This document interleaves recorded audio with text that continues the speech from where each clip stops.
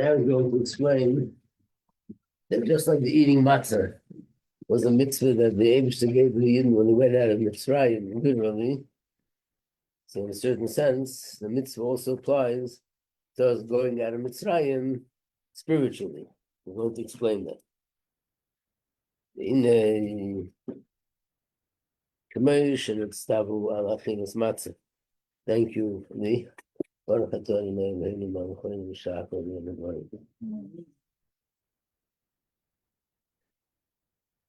of Stavu al Achilas Matzah with Seisam and Mitzrayim. Just like they were commanded to eat matzah. When they went out of Mitzrayim, literally, Kargam came in Stavu, Alachilas matzah, theirs. So too were they commanded to eat matzah all future generations. Kidiksiv, like it says in Shmois, V'erev techlu matzahs. At night, which is the night of the Seder, it's a mitzvah to eat matzahs.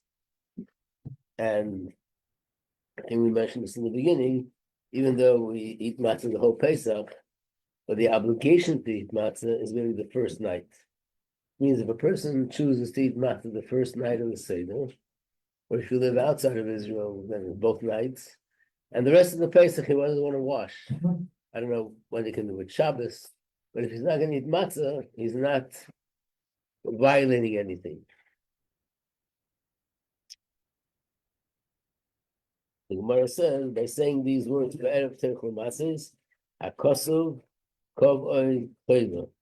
The Torah made it something which is an obligation, not optional. Because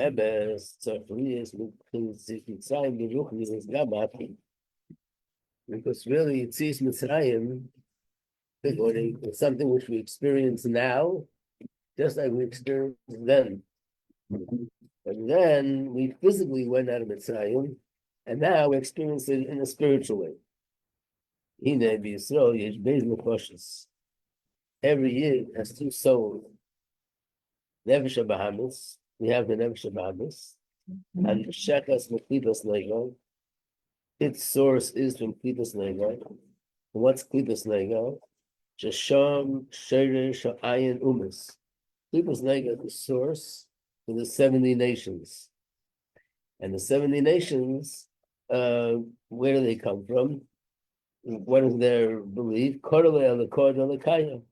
learned before that the 70 nations, they refer to Hashem as a God, but they say He is the God of all the other gods.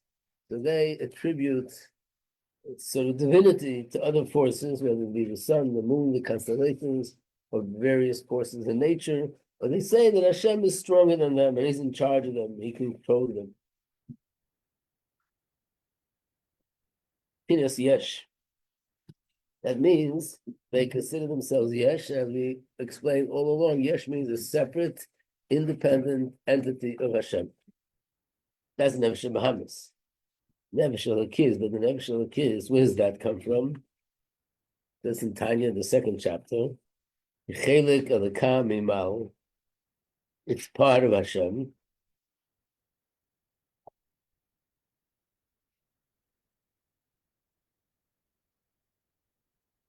I'm not sure if I told the story in this class, but I once taught a Shir Tanya in a non-Hasidic school that was like sort of underground.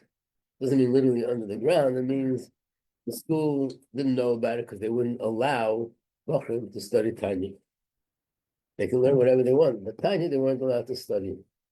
I think because they were fear that if they learn Tanya, they will be drawn towards Chassidus and they'll lose their students. So there was such a rule. So we had to do it in a quiet way. I would be studying, teaching a class in someone's house. It's a 2-hour drive from here. And the boys at night, their own free time, they would come and learn Tanya. So one time, as I was in the beginning of chapter 2, there was a bacher who was there all through chapter 1. And as they started chapter 2, he disappeared, never came back again. So he asked his friends, do you know what happened? Someone, was he afraid that someone would catch him? Was it something that I didn't like that I said? So he suggests he was very disturbed to say that the neshama is chelik of the kamimal, is part of Hashem. That to him that was heresy. Hashem is not made up of parts. Hashem echad. I never saw him again, but I wish I could have seen him and say to him, which I told his friends, these words, chelik of the kamimal, is actually a pasuk. It's not even the Alter Rebbe's words. The Alter Rebbe only has one word, mamish. So what does it mean that's part of Hashem? It's no different than saying Hashem's hands, Hashem's feet, Hashem's eyes, Hashem ears. What is it? It's all a metaphor. Same too, when you say part of Hashem, it means just like when you cut an apple. The part of the apple has the same substance as the apple itself. There's no difference. Same too, the neshama, which comes from Hashem, it's a manifestation of Hashem, but the neshama is godly, just like Hashem himself. That's what it means. So Nefesh Elokis is chelik l'kamimal. When this Nefesh Elokis is still the Maila in its original source, before it descends to this world. No. Yeah. He l'mayla gam in amalachim. Not only is it a neshama on a very high level before it comes down, but up there it's even higher and greater than malachim. There is down here, the neshama is inferior to malachim. How could you compare? Malachim are on fire with love Hashem, fear of Hashem. Malachim don't do any averis. Malachim have no yitzhara. So malachim are infinitely superior to humans. But the neshama itself, when it was up there before it came into the guf, the neshama itself is actually much higher than malachim. Agam sheim bebchinas bittul, even though the malachim are battle to Hashem, like it says, the tzva Hashemayim, the hosts of the heaven, the chomesh tachim, they bow to you, which literally would mean the stars, the moon, the constellations. But when it says the hosts of the heavens, it also means the angels. They all battle to Hashem.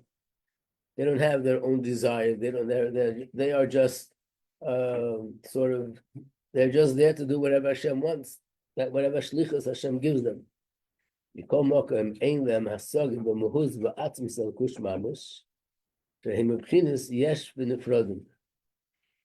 In other words, even malachim were also created to have their own identity. This is malach mechol. This is malach Gabriel. This is malach Rafal. Every malach has an identity. That means every malach has a sort of, can't call it personality because angels, so we'll call it angelality. Every malach has its own characteristics. And that's why this malach is the source for trees, and this malach is the source for animals, and this malach is the source for mountains, and this malach is the source for oceans. Every malach has its identity.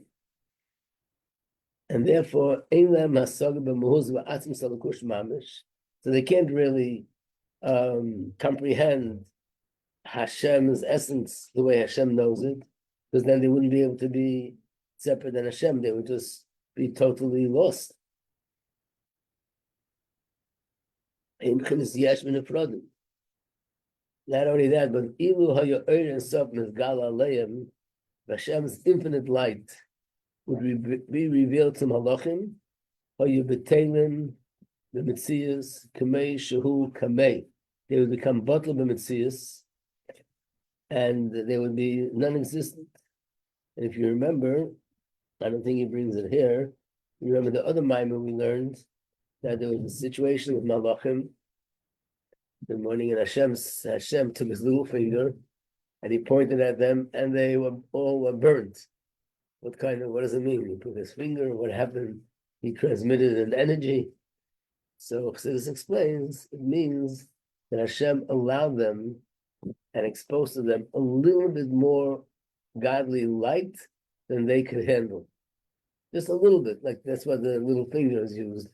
And as a result of that, they became bottle. So bottle, they no longer have their own independent identity. So malachim are also created to be separate. Naturally, the separateness of a malach is nothing to compare to the separateness of humans. We feel separate in a much stronger way. But even a malach has that feeling of separateness.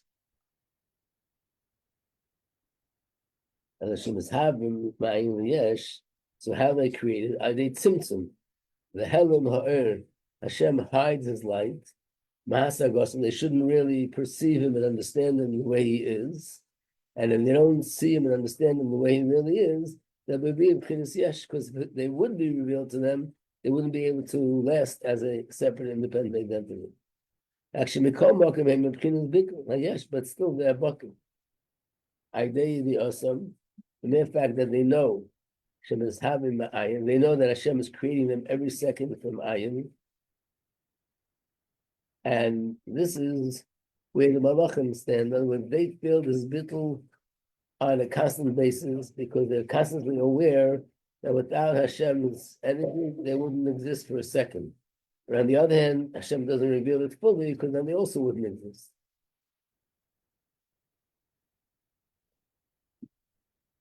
Then Nikra, so this Amunah that Malachim have is called Katnus. It's Amunah in a smaller scale, a miniature. Adar Hanal be'Amunah, like you said before, about the Amunah that a child has compared to an adult. When the Shamas Yisrael, the Shachem, the Chachmasa is Baruch. The Shamas Yisrael, even though we are lower, but the Neshama comes from a higher source than the angels. Where do we come from? Our source is Hashem's Chochmah, Sholakus Mamish. Hashem's Chochmah is pure godly, Veina Nefradim Klal, and the Neshama is totally not separate from Hashem, is absolutely one with Hashem. Veimasigim Mahus Alakus Shabiyut Svirus Amahavim Ma'in Liyesh. Zeo Pkinis Gadlus Mamish Kanal. So the Neshama up there could and has the capacity to understand Hashem the way he is in essence, and they're one with Hashem, and nevertheless, they wouldn't sort of lose their identity because their identity is one with Hashem. So the neshamas up there are even higher than the malachim. But that's up there. Imagine. The neshama up there has the capacity to understand bittul of Hashem, where he explained it before in its full meaning. However, Shahushvalo HaNefesh Alakiz the Nefesh Abamis. Hashem had the Nefesh Alakiz descend and become invested in the Nefesh Abamis down here. And down here, it's lower, Gami Madregas HaMalachim Kanal, even lower than the Malachim. The Yesh Gom, Malachim, they're a separate entity, but their separate entity is still totally bottled to Hashem. But the Nefesh Abamis is a separate entity, and actually has its own desires, and it's not totally bottled to Hashem. It's yesh gomer, it's a yesh in a very coarse way. And why do they wish to take the neshama and put it into the Nefesh Bahamis, even though for the neshama it's such a huge descent? The answer is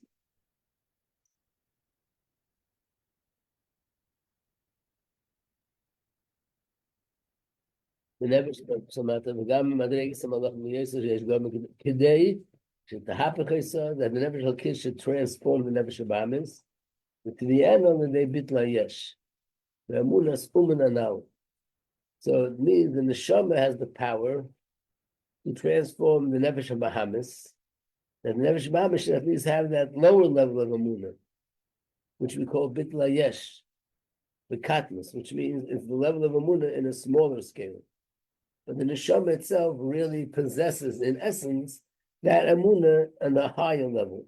Even Malachim don't have that capacity like Neshamas. Yeah. We're talking about like the neshama with in the higher level, they'll have to become like understand Hashem because it comes from the Chachma. Like in the last mimer, I think we talked about like even when neshama depends, like part of it's still up there, and you said like little kids might imagine it's like sticking down the spine. So when we're saying that like the neshama has like the capacity to understand Hashem and does up there, does that mean like before it descends or even after it descends, the part that's still up there of the neshama, like? Yeah, that's the part of the neshama that we say is not mislabish in the guf. No, with that part of the neshama, even though the neshama comes out into the body, that part of the neshama doesn't get affected by the guf. It does what it does, but it doesn't have any effect on us consciously. We don't feel it. So what we feel consciously is the lower level of a movement. Wait, I'm not getting the same concept because we're gonna offer the lower level that like part of the neshama that like sees the Shem, so it's like lower because. Wasn't that the first one I was wondering? Yeah, there was. But there's So we say that part of the neshama sees Hashem because it didn't go down. It doesn't mean it's totally something else or someone else. It means there's a deeper part of me that, as I am in the neshama in the body, there's a deeper part of me that experiences godliness in a revealed way. Why do we say it didn't go into the guf? It means that the guf had no impact on it. It wasn't lowered because of the guf. So that neshama, that part of the neshama that is impacted by the guf and sees the Shem, that part also has the capacity to like understand the Shem and all the stuff. That's a total different. Okay. So, right. Okay, thank you. But when it comes into so up there, it's even higher than Malachim. When it comes down here, it becomes lower than the Malachim. Thank you. Yeah. So the next one is like making being The other way around. The other way around. The Nevesh of a kiss is going to raise the Nevesh of Bahamas, that even that part of me, which is the Nevesh of Bahamas, can also have a Muna in a smaller scale. Again, it doesn't compare to Malachim. Right, he used the same Lashon, but it's definitely lower than Malachim. But they both have Right, in Katniss. Not that they could really fully comprehend Hashem, how the will and Hashem are one.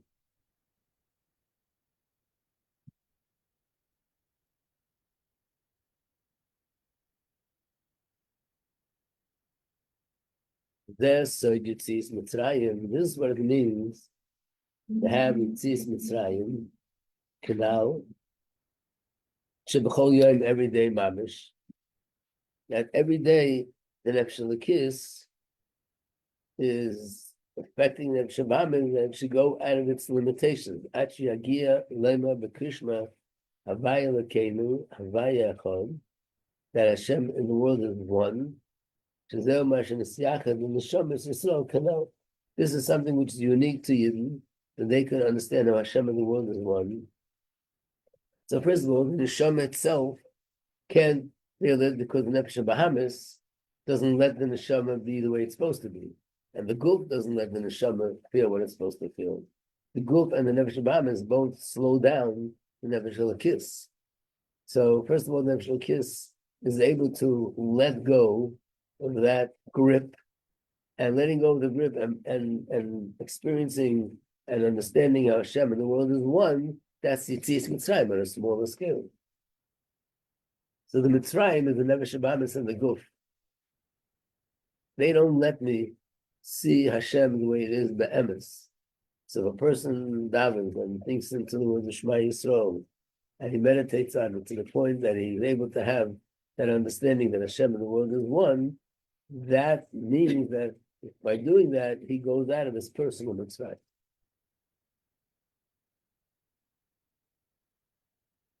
I mean, when you learn Tanya, really everything's going out of your personal mitzvah. If a person has a nefesh bahamis, that makes the person do a certain avera. So if I can sort of overcome that and do the right thing and not do the avera, that's also yitzis mitzvah. But he's talking about it on a deeper level. It means that every neshama has the capacity to understand how Hashem in the world is one. But the Guf and Nefesh Bahamis, they make me see things in a very physical way.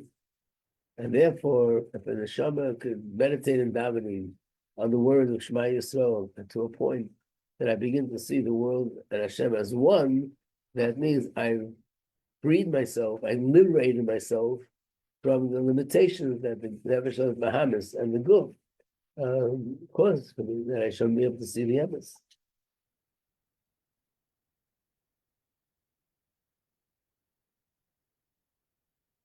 I mean, I guess it's a little bit like, imagine if a person who has glasses that are colored glasses. So everything he sees red.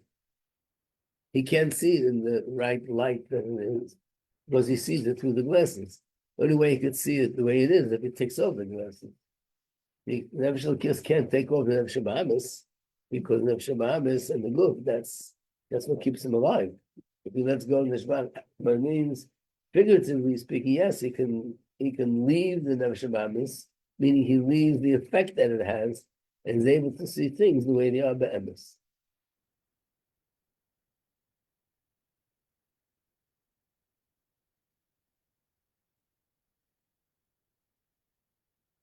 And not only that, the Nefesh Elokis goes out of its personal goals, and now it could see the way the world is, but it's even more than that. The Gam Nefesh Bahamis, I also affect Nefesh Bahamis. This happened will be transformed, through this.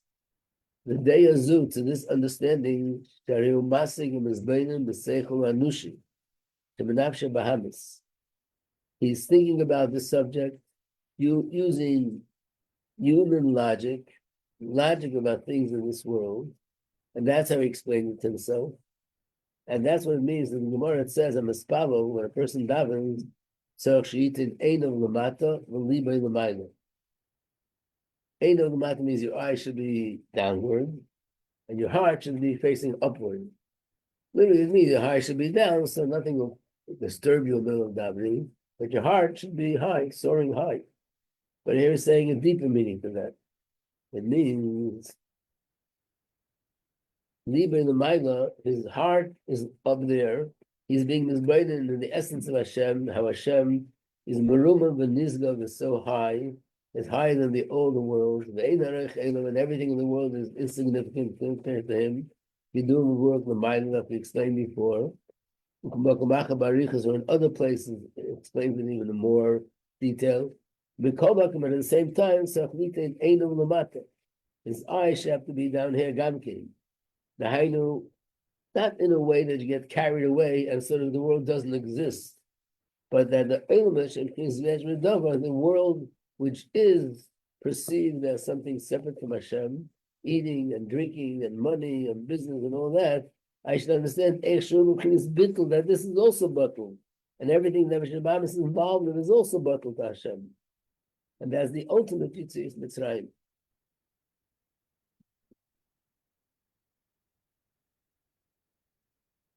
Let me just say one more line. When a person davens in that way, then he's going to prevent something from going wrong. What? If he will, in other words, when a person is thinking about the oneness of Hashem, he still has to connect it to things in the physical world. Because if he doesn't, he'll close his eyes, put his hands over his eyes, he'll say Shema Yisrael, but after he finishes, he's going to have a feeling, he's going to have a descent. Why is that? Because he didn't make a connection between his understanding that Hashem is one and connect that to the world that's around him. You know, there are certain people, they were called Prussian. Ever heard of that? You know how they lived? And by the way, they weren't, people who were not normal. They were at a high level. Some of them lived like this for years and years, 50 years. These are people who were in the shul all day. Their wife, I guess, was the one who supported the family. They would go home once a week for Shabbos. And when they went home, they were blindfolded, so somebody would lead them to their house. So they don't see anything in the world. And they lived a very spiritual life. But ultimately, that's not the purpose of creation. The whole purpose of creation is to transform the physical world. Which means if someone like that would have a certain challenge or something with Gashmis, he wouldn't know how to handle it. Because the only way he can serve Hashem is that Gashmis doesn't exist. But if he'd come to a situation where he'd have no choice and deal with something Gashmis, he's going to lose the battle. So in other words, let's say a person is thinking about Hashem Echad. But then in his head, he also has to make the connection. So that means when I go out to work and I'm buying things and I'm selling things and I'm dealing with people about business, I should realize that everything that's going on, everything that happens, if I lose money, if I make money, if someone is this way to me or that way to me, it's all Hashem. Everything is connected to Hashem. So then when he goes out to work and something happens, whatever he thought about is going to be effective.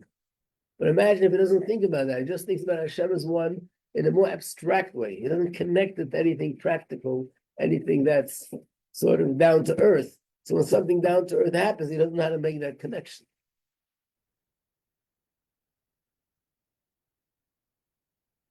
This is a little bit similar to, you might remember, in the month of Tishrei, remember the end of the month, we spoke about the Yaakov halach l'darkei. Yaakov went on his way. What does that mean? So the Rabbi explained that when we're dancing and singing on Simchas Torah, and when we're enjoying Sukkot and Rosh Hashanah and Yom Kippur, we have to have in our mind how this is going to affect the rest of the year. Otherwise, it'll be a disconnect. I'm on a high, I'm really on a high and inspired, but then when I start dealing with things that I didn't think about, they're going to bring me down. But if l'chatchila, I'm thinking about Hashem, and Hashem is one, and all the different thoughts, and connected to different things that are practical, then those thoughts will affect me regarding the practical things. So that's what it means, working with the Nefesh Bahamis. Not working with Nefesh Bahamis means I don't even think about Nefesh Bahamis things, but eating, sleeping, drinking. I just think about Ruchim, the spiritual world, and everything else. That explains the story. You know that by Chassidim there were two categories of Chassidim. One were called Oivim, and one were called Maskilim. You know the difference? No. Oivim means someone who works. We're not talking about working in Manhattan. Oivim means someone who works on his character traits. Maskil means an intellectual, which means when Rabbi said a Maimer, there are many Maimorim. Some people, they studied more of those Maimorim that deal with character traits, with how you transform your Nefesh Bahamis, and these practical things. I'm not talking about very practical things, like what happens if you get angry. You don't find that too often in Chassidus. But it deals with my Nefesh Bahamis and my flaws and my weaknesses, how we have to get over it, and how my Nefesh Bahamis can also understand the truth about Hashem. That is Ovid. It doesn't mean they didn't learn deep Maimorim. It just meant that their main passion were the Maimorim that were more avoided. And there were other Chassidim that their main passion was the deep Maimorim that dealt with deep concepts of Chassidus. So there were two teachers of Torah, Chassidus. One was called Rabbi Hillel Paracher, and one was called Rabbi Pesach Monostovka. Rabbi Hillel Paracher was known more as the Ovid. He worked on himself, and that's what he demanded of his students. But Pesach Monostovka, the other chassid, he was a very deep chassid, very deep mind, and he would teach his students very deep things. So one time, Rabbi Hillel Paracher met students of the other chassid. So he said, "What are you learning about now?" And he said, "We're learning about Ein Sof Shalifni HaTzimtzum, which means the infinite light of Hashem before the first Tzimtzum." So he said, "So what are you davening with?" In other words, if you're learning about such lofty things that are so removed from practical life, what are you doing with davening? But they didn't run away. They said, when we say Baruch Atah, we should know who we're talking to. In other words, it gives us an understanding that we should be in such awe of Hashem that when we daven, we feel that awe and yira of Hashem. But that's what it means. The Friedrich ever told a story that who was it? I guess it must have been the Tzemach Tzedek. In his times, there were two chassidim. One was a Oived, and one was a Maskil. Both were big chassidim, but one was more the Avodah, one was more the intellectual part. And he told the Rebbe Marash, "Go look what they're doing." So he comes back and he describes what they looked like. One was sitting with his head bent and deep in thought. With more details, I think he had his finger in his mouth. Another one was sitting with his head up, looking this direction. And he said to him, "You should know they're both thinking about the mimer that I said this Shabbos. But one of them is thinking about Kabbalah's oil. That the mimer talks about Kabbalah's oil, which is Avodah. And the other one is thinking about Sfiras HaMalchus in the spiritual realm." And he explained why this one has his head down, this one has his head up. But everyone who learns a mimer, even the deepest mimer, ultimately brings it down to something practical. And the one who learns about practical things goes into it and tries to find the depth to it. But the question is, what's the primary passion and where you start from? So this is what it means. What's happening here, but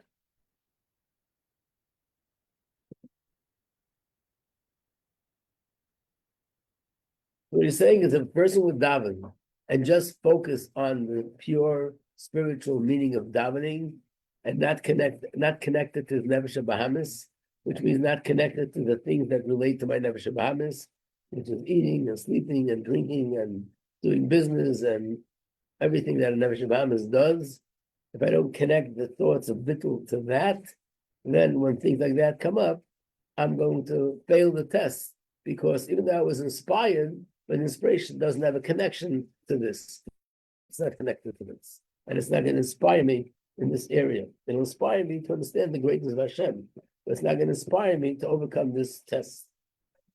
Yeah. Yeah, like in a shaman, a person has a shaman that's more towards one way or the other way, and we're supposed to try to balance in a shaman, maybe more one way or the other way, too much dominant. First, everybody should be bound. Everybody has to have both. But yes, it's an neshama thing. It has to do with the shlichus of every person's neshama. Some people were sent down here, and they were given the capacity to be able to learn things on a deeper level. And some people came down here to be able to learn Chassidus in a way that it would affect them in avodah, in actual, working with my Nefesh Bahamis. So it's not the one is right, the one is wrong. Everyone did their thing.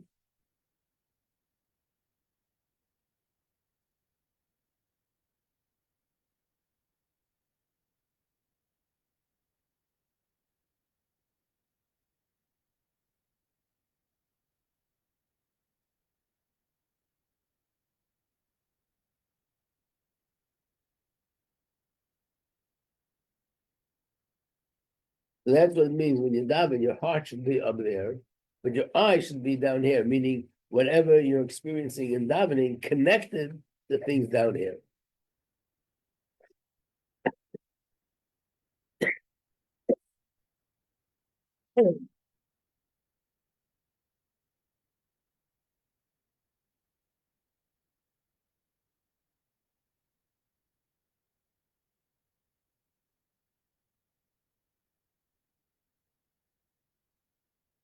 I would always say when there's a farbrengen or some sort of situation where people are inspired, that's the time to make a haklota, which means that's the time to connect the inspiration to something practical.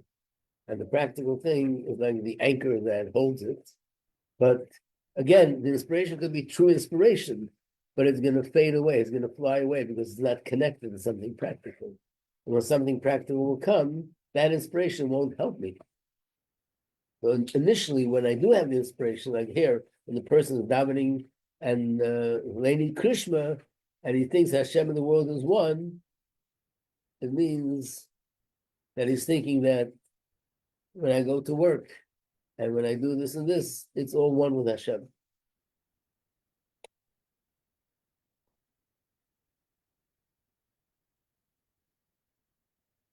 Okay, let me do the words inside now. I went a little bit fast. So we're starting with a line that says Ha'enushi. There's the little words in the parentheses on top of that parentheses, that line. If you do as it's known, the zest soid, and this is the deeper meaning, Maimer Azaf, and the saying of our sages. I'm a spell when a person davens. So sheeted aid of lamata, his eye should be downward, and liba in the maila, but his heart should be upward. In Gemara, Pirush liba in the maila means his bonus, he should be meditating on Mahusay Matzmusi Baruch, on how Hashem is infinite. Mizbainan in the greatness of Hashem, Eichshu Meruma V'nizgam B'Kol means how Hashem is greater than all the world. Vein Areich Elav is infinitely greater than all these words. even the world that he created, but his greatness is infinitely more than the world that he created. Like he explained before, in other places, more elaborately. Nevertheless, even though he's thinking about the deepest inyanim, his eye should be downward, gamke, at the same time. Think about the physical world, which is yesh, it's separate, it perceives itself separate from Hashem. The sheyaskel eich, how shehem bittul. All these things that appear to be separate, they're really bottled to Hashem. Mishavim tamid ma'ayim, like we said before, that we created every second. If you would only think about Hashem's greatness, after he finished davening, he's going to open his eyes. During davening, his eyes are closed and he's flying. Then he opens his eyes. He'll see the world and everything in it. And it'll all appear to him the way it appears. It's possible that he'll fall from this level that he was able to rise during davening. He'll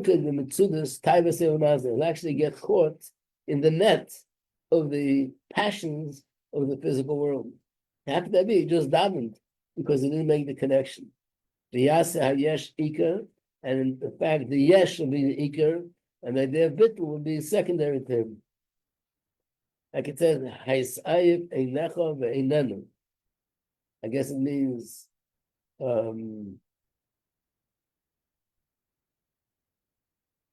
interesting. Not sure what the word Haisayif einecha ve'einenu means. I think it means like you cover your eyes and it's not there. When he keeps his eyes downward in davening, the hissing bitla yesh la shure, and he thinks about bitla yesh in a way that it relates to things that are practical. From the Shabbat is the yipul chas v'shalom. He won't have a downfall. That's like Hashem lamata b'einei basar.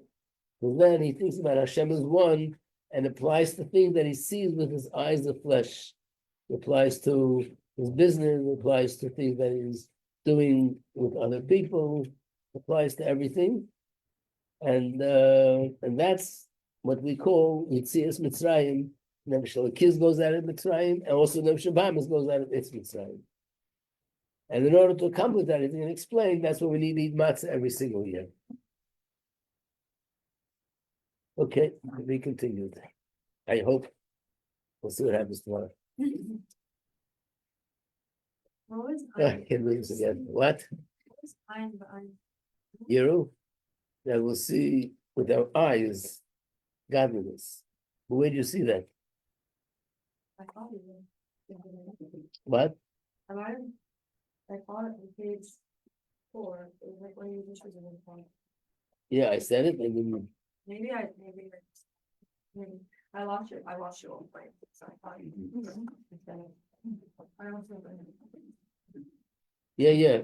I didn't say that line, but Oh, okay. the next line. You were ahead of me. Yeah. Not behind me. Yeah. Okay, thank you.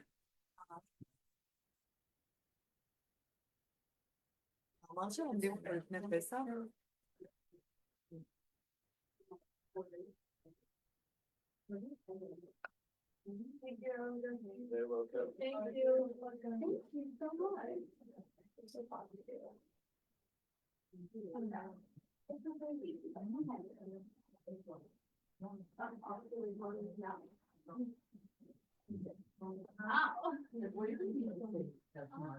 Yeah.